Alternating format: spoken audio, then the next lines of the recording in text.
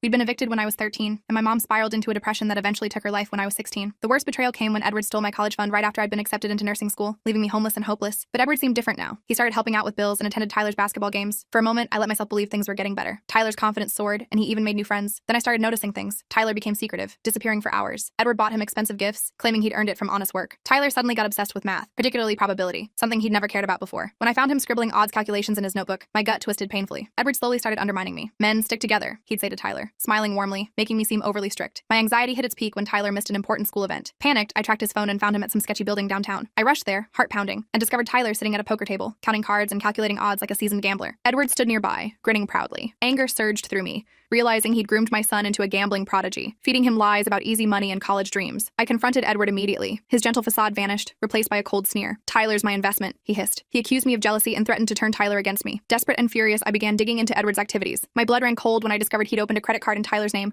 already maxed out and piling up debt that could ruin Tyler's future. I called the credit card company immediately,